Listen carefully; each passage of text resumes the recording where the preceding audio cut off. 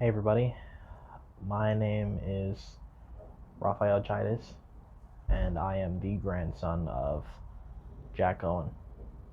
I'm not very comfortable showing my face on here, so I apologize, but I'm just here to talk to you about the amazing man that my grandfather was.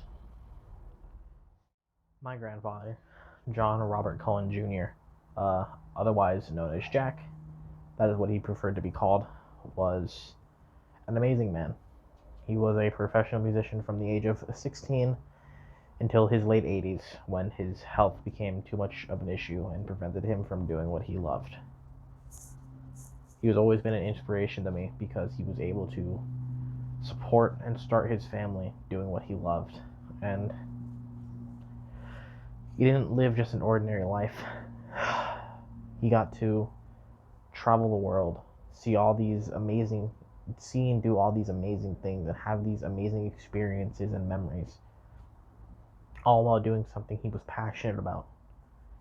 He's been all over the US to Europe, Japan, Asia, Italy, anywhere.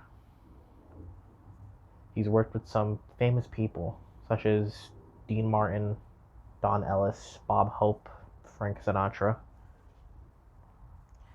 And he never bragged about it. He's always very humble. He knew he was a good trumpet player, but he never went to boast about his accomplishments or his talents, even though he did so much. Some of the bands he was a part of helped do work for movies. Prime example being the Tower of Terror movie, what the Disney ride was based off of. In the beginning, there's a band playing, and you can see him in the background. They even get a close up of his face playing the trumpet. And I've always thought it was so awesome how he was able to do all of these things. And he's someone I looked up to. I've never really spoken about it much, but my parents, unfortunately, just weren't around. My mom tried her best, and my dad, he just not was unwillingly out of the picture. If he was able to be there, I know he would have. So my grandfather and my grandmother stepped up, and they're the ones who raised me, which is why I love jazz so much.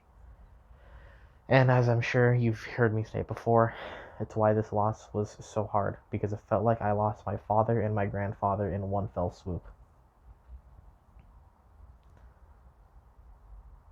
My grandpa was doing very good for himself up until 2019.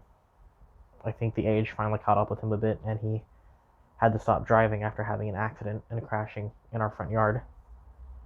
And then he had a heart attack later that year. His arteries were clogged, and they tried a surgery, and he died 3 times on the operating table and was sent home with 2 weeks left to live. But he continued fighting, got the surgery again, dealt with internal bleeding and critical care once more. And on top of that, he even broke his femur, all while recovering from that heart attack and those surgeries. And he lived another 3.5 years more than what the doctors gave him, before he had another heart attack on March 4th of last year. And that was very difficult, as I watched him transcend into the next life. I won't get into too much details, but I was the last person he looked at. And I'm very grateful for what he's done for me and all of my family. And I will always miss him, and I will always love him, and I will do my best to continue his legacy, because I know that's what he wanted, and that's what I want, because jazz is something that we bonded over.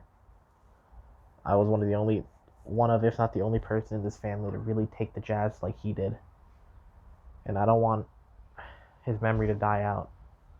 I want people to see his talents and know what he was capable of. Because they say that you die twice. once when you leave this physical realm, and the next when your name is said for the last time. And I want to make sure that my grandfather's name is said for generations to come. Because without him, I wouldn't be who I am today. In the words of Frank Sinatra, when you live like me, once is enough. And as I'm sure you've also seen me state, my grandfather is concrete proof of that quote's meaning. I love you, Grandpa. And I will see you again someday. Rest well.